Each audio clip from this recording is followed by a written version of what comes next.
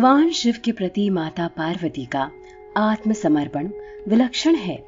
जब माता पार्वती भगवान शिव को पति रूप में प्राप्त करने के लिए घोर तपस्या कर रही थी, तब उनकी परीक्षा लेने भगवान शिव की आज्ञा से सप्तऋषि वहां प्रकट हुए और उन सप्तऋषियों ने माता के सामने शंकर जी के बारे में बहुत कुछ निंदा स्वरूप बातें की। उनके सैकड़ों अवगुण गिनाए, परंतु उन सब बातों का पार्वती जी पर कोई प्रभाव नहीं पड़ा। उन्होंने दृढ़ निश्चय और संकल्प के साथ अपना तप जारी रखा। जब इस सब से भी बात नहीं बनी तो भगवान शंकर ने खुद परीक्षा लेने की ठानी।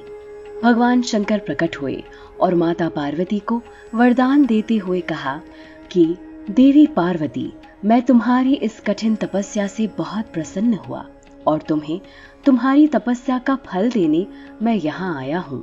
किंतु इस फल को प्राप्त करने के पश्चात जब तक पूरे विधि विधान से हमारा विवाह न हो जाए, तब तक स्मरण रहे कि तुमसे कोई त्रुटि न होने पाए, अन्यथा तुम्हारी तपस्या निष्फलित हो जाएगी और तुम्हें फिर कठिन तपस्या से गुजरना पड़ेगा।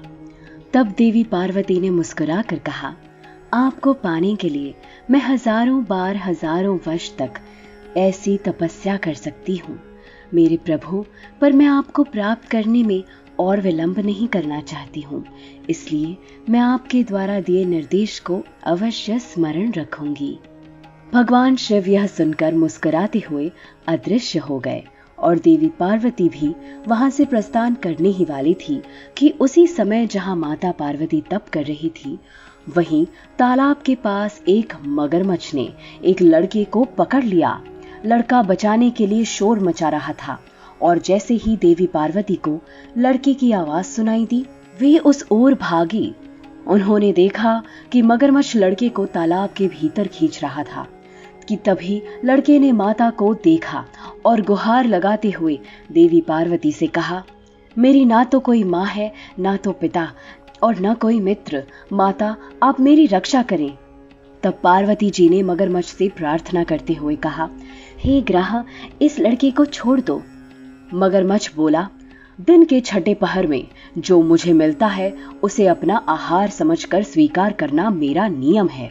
ब्रह्मदेव ने दिन के छठे पहर इस लड़के को भेजा है, मैं इसे क्यों छोड़ूं? पार्वती जी ने फिर विनती की, तुम इसे छोड़ दो, बदले में तुम्हें जो चाहिए वो मुझसे कहो। मगरमच्छ बोला, एक ही शर्त पर मैं इसे छोड़ सकता हूँ।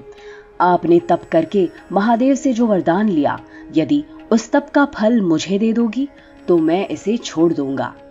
पार्वती जी तैयार हो गई।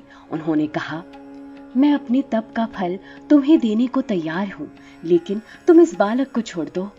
मगरमच्छ ने समझाया, सोच लो देवी, जोश में आकर संकल्प मत करो। हजारों वर्ष तक तुमने जैसा तप किया है वह देवताओं के लिए भी संभव नहीं। उसका सारा फल इस बालक के प्राण के बदले चला जाएगा।